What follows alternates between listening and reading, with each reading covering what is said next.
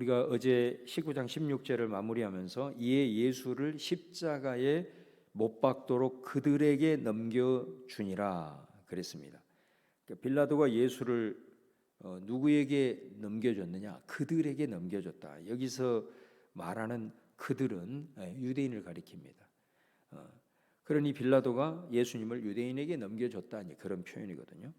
실제로 예수님을 십자가로 데리고 십자가를 지워서 가는 사람들이 로마 군병들이잖아요. 그런데 사실은 로마 군병들은 들러리거든요. 들러리. 예수를 십자가로 몰아가고 그 형을 집행하는 실제적 주체는 누구냐면 대제사장들을 비롯한 유대인들이라는 것을 이제 보여주고 있는 거예요. 그리고 오늘 말씀에 보면은 마트메 이렇게 돼요. 그들이 예수를 마트메. 이 마트메라는 단어가 요한복음 1장에 보면은 11절에 자기 땅에 오매 자기 백성이 영접하지 아니하였으나 영접하는 자 곧 그 이름을 믿는 자들에게는 이렇게 되죠. 여기서 영접하다라는 말이 나와요. 이 단어와 동일한 단어입니다. 여기서 맞는다라는 거예요. 그러니까 그들이 예수를 맡았다. 이 구절은 유대인들이 예수를 영접했다. 그런 말이에요. 느낌이 완전히 다르죠. 느낌이. 실제로는 유대인들이 예수를 죽이기 위해서 골고다로 데리고 갔는데 요한복음은 유대인들이 예수님을 영접해서 십자가의 길로 안내하고 있다. 그런 느낌을 받습니다. 그러므로 이 말은 예수님이 져야 할 십자가가 저주의 형틀이거나 이 가는 길이 순환으로 묘사하기보다는 오히려 예수님을 영접해서 영광의 그 자리로 안내하고 있는 듯한 그런 느낌을 우리가 요한복음을 읽으면 느낄 수가 있습니다. 또 여러분 오늘 봉독 말씀을 보면은 예수께서 자기의 십자가를 지시고, 우리가 이 말씀을 이해를 하면 어떻게 보통 이해하냐면 자기에게 지워진 십자가를 끙끙 지고 간다, 이렇게 이제 보게 되는데, 사실 여기서 자기의라고 하는 이 헬라어는 자기 스스로 그런 뜻이에요. 그러니까 예수께서 자기 스스로 자기가 선택해서 십자가를 지고 갔다, 그런 말이거든요, 이게. 그러니까 여러분 요한복음에서 예수님의 십자가 사건을 기록할 때 십자가가 더 이상 이게 무거운 형벌이라든가 억지로 지고 가는 그런 느낌으로 전혀 다가오지를 않는 거예요. 오히려 예수님은 인류 구원을 위해서 예수님 스스로가 이 십자가를 선택하고 이 십자가를 지고 지금 골고다로 가고 있다, 그런 말씀이 되는 거예요. 그러니까 여러분, 예를 들어서 마태복음, 마가복음, 누가복음하고 요한복음하고 한번 비교해서 여러분들이 복음서를 이렇게 읽어보면 그런 느낌들을 우리가 잘 알 수가 있어요. 공관복음 같은 경우는 예수님이 십자가를 지고 올라갈 때 너무 힘들어서 막 쓰러지는 장면이 나오고 있거든요. 요한복음 그런 대목이 한 군데도 안 나와요. 얼마나 힘들고 쓰러지는지 구레네 시몬이라는 사람을 택해가지고 야 네가 대신 지고 가 그랬거든요. 이 구레네 시몬 사건도 요한복음에는 나오지 않습니다.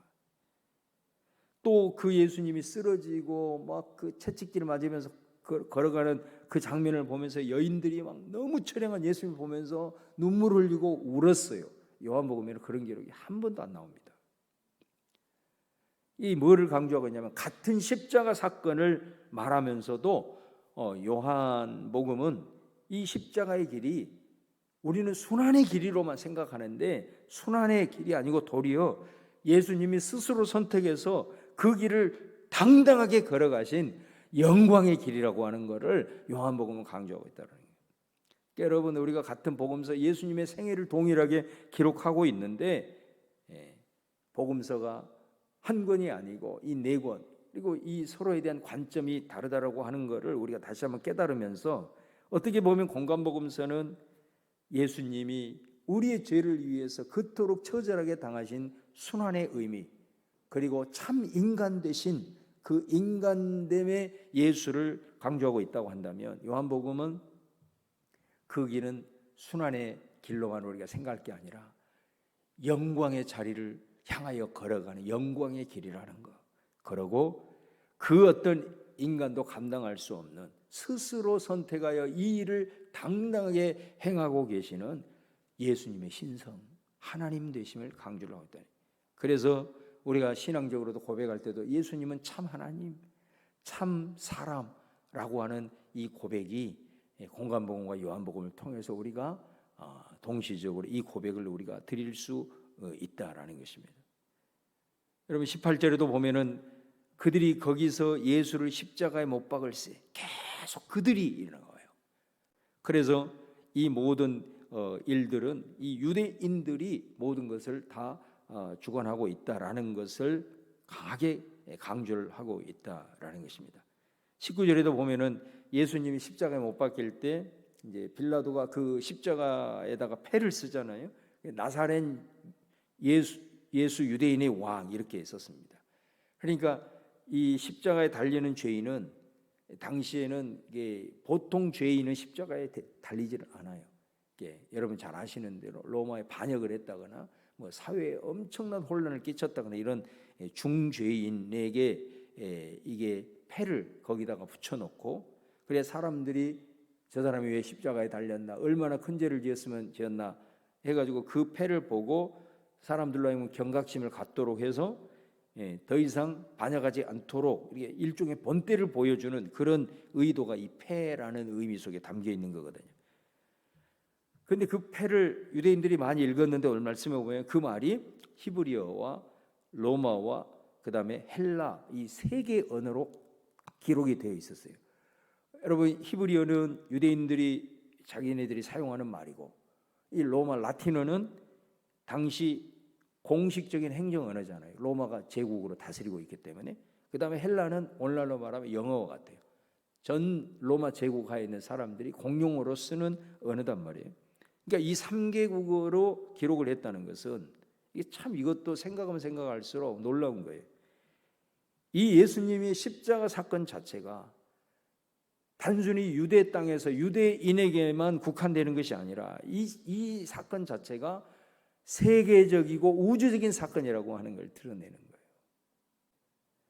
또 이에 대해서 유대인들이 대제사장들이 찾아와 가지고 빌라도에게 뭐라고 하냐면 유대인의 왕이라 쓰지 마시고 자칭 유대인의 왕이라고 하십시오. 이렇게 쓰라고 했을 때 빌라도가 22절에 뭐라고 하냐면 내가 쓸 것을 썼다고 거부를 하게 됩니다. 유대인들은 굉장히 여기서 굴욕을 당했을 거예요. 그도 그럴 것이 만약에 이 팻말 내용이 자칭 유대인의 왕이 되지 아니하고 유대인의 왕이라고 썼을 때는 어떻게 되는 겁니까? 자신들이 유대인들이잖아요. 자신들의 왕을 자기들이 죽이는 그런 꼴이 되는 거죠. 결국 이 모든 십자가를 못 박는 이 과정의 절차를 하나하나 우리가 이렇게 분석하고 이렇게 묵상을 해보면은 예수님은 이 십자가의 길이 아까 말씀드린 대로 영접을 받는 거예요. 그리고 자기 스스로 십자가를 지고 갔고 또 십자가의 패를 통해서 온 세상의 왕으로 등극하게 되는 거단 말이에요. 뭐를 보여줍니까? 유대인들과 또 어둠의 권세들, 사탄 세력들, 또 대제사장들 이게 자신들의 목적을 성취하기 위해서 이런 악한 계략을 짜고 모든 것들을 방해하면서 이 모든 것을 했다 할지라도 하나님의 역사는 흔들림 없이 진행이 되더라. 아무리 그들이 이런 계략 짜고 자신들의 목적을 위해서 이런 모든 것들을 다 한다 하더라도 우리 하나님은 당신의 복음의 역사와 하나님의 나라의 거룩한 역사는 그들의 악한 계략이라도 뒤집어 엎어서라도 하나님의 역사는 든든히 세워가고 그 하나님의 역사의 흐름은 막을 수 없는 것을 오늘 말씀을 통해서 보여주고 있는 거예요. 여러분, 우리는 이 고난주간을 통해서 특별히 우리도 예수님을 따르는 제자로서 이 십자가를 지겠다고 헌신하며 결단하는 그런 주간이 아니겠습니까? 우리가 주님의 그 마음을 품고 내가 다 표현하지 못하지만 내가 그 주님의 사랑하는 그런 마음을 가지고 내가 걸어가는 내 삶이 어떨 때는 정말로 그 무거운 짓눌림으로 인한 십자가의 길과 같을 때가 있을 거예요. 또 영적인 전쟁 가운데 또 많은 휘둘림을 당하고 있는 경우도 있을 거예요. 여러분, 오늘 이 예수님이 십자가를 지고 걸어가신 이 말씀을 여러분 보시면서 이 모든 것이 정말로 너무나도 힘들고 어려운 그런 순환의 여정이었지만은 그 가운데서도 당당할 수 있었고 영광의 길로 여기면서 그 길을 갈 수 있었다라는 것입니다. 여러분, 우리도 그 길을 따라가는 사람이 주님의 십자가의 길 가운데 역사하셨던 하나님이 저와 여러분의 하나님인 줄로 믿습니다. 하나님을 이길 것은 아무것도 없는 것입니다. 저와 여러분도 그런 역사를 이루신 하나님, 나의 그 길을 그렇게 여기면서 우리가 패배감 갖지 말고 주눅들지 말고 오늘 또 주어진 모든 삶의 여정을 담대함을 가지고 하나님의 역사를 이루어가는 여러분 되시기를 주님의 이름으로 축원합니다.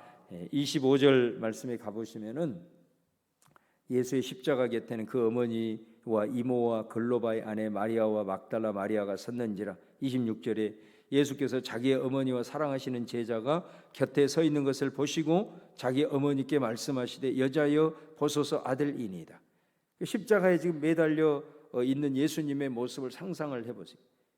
얼마나 사실은 고통스러운 상황이겠습니까? 그런데 그 순간에 이제 운명 직전에 자기 어머니를 부르고 있는 거예요. 여자여 이렇게 보고 있는 거예요.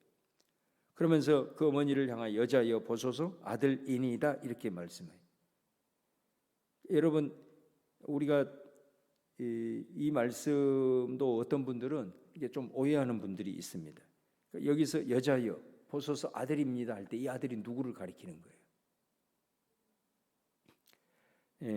물론 그러지 않는 분들도 있지만 가끔 우리 말이 좀 애매하게 번역이 됐기 때문에 이걸 예수님 자신으로 생각하는 사람이 있어요.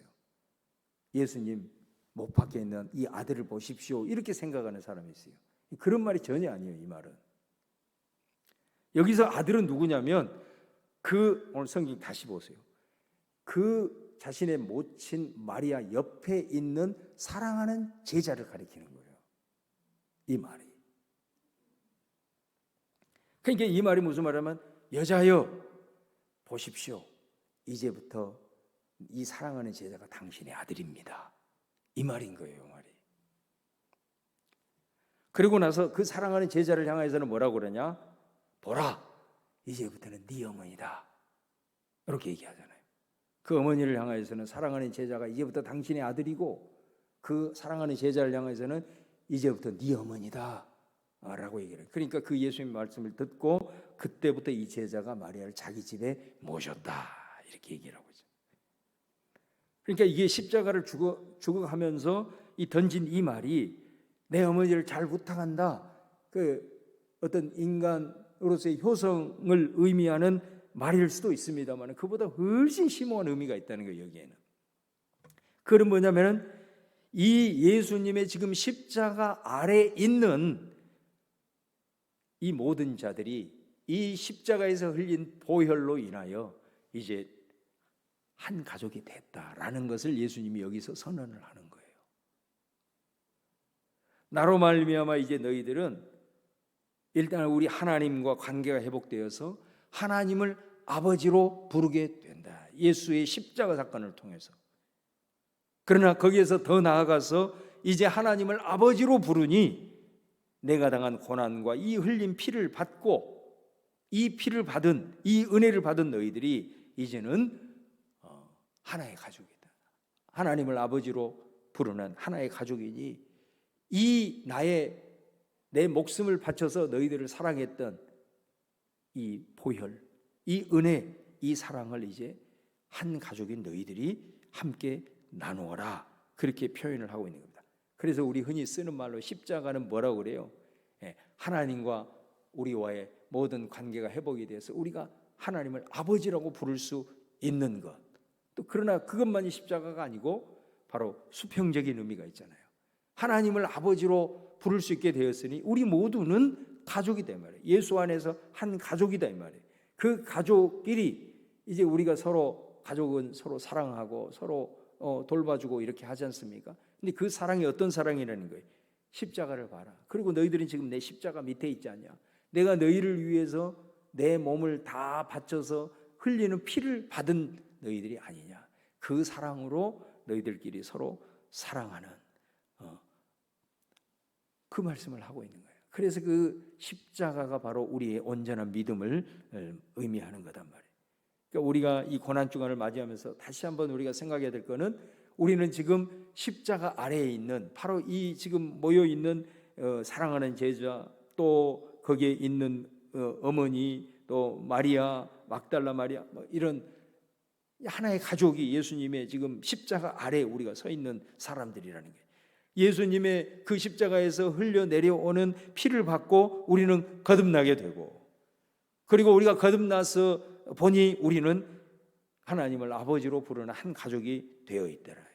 우리 성민교회라는 의미가 바로 그런 의미다라는 겁니다. 그러므로 여러분, 오늘 예수님의 십자가 사건 다 이루었다 하면서 운명하신 이 예수님의 사건을 보면서 하나님과의 막힌 담이 보혈로 허물어지고 영적인 가족 간의 막힘도 보혈로 허물어졌으니 이제 우리가 하나님을 아버지로 부르면서 은혜의 보좌 앞에 다 함대히 나가야 되겠고, 뿐만 아니라 우리 사랑하는 형제 자매들을 이 예수님의 사랑을 품고 다시 한번 묵상하면서, 그리고 중요한 것은 이 하나님의 사랑과 형제 사랑을 이 요한복음을 기록한 요한복음의 저자인 사도 요한이 요한 1서에 가보면 하나님의 사랑과 우리 형제들의 사랑을 분리시키지 않았던 것처럼, 저와 여러분의 오늘 말씀을 들으면서 특별히 이 성금요일에 하나님의 사랑 그리고 형제 사랑, 주님 내 안에 같아지게 하여 주시기를 바랍니다. 그렇게 기도하셔야 됩니다. 하나님과의 교제와 형제들 간의 교제가 같아지게 여러분 기도하셔야 됩니다. 그리고 고난주간은 예수 보혈이 십자가에서 그 아래에 있는 그 보혈이 우리에게 떨어지고 있는 시간이단 말이에요. 주님은 지금 이 순간에 바로 우리에게 이 말씀을 통해서 얘기하는 거야. 아무개야, 네 옆에 있는 자는 네 어머니야, 네 옆에 있는 자는 이제부터는 네 형제야, 네 자매야, 이렇게 말씀을. 오늘 기도 가운데 그 주님으로부터 십자가 아래에 있는 우리 모두가 그 음성 듣기를 주님의 이름으로 간절히 축원드립니다.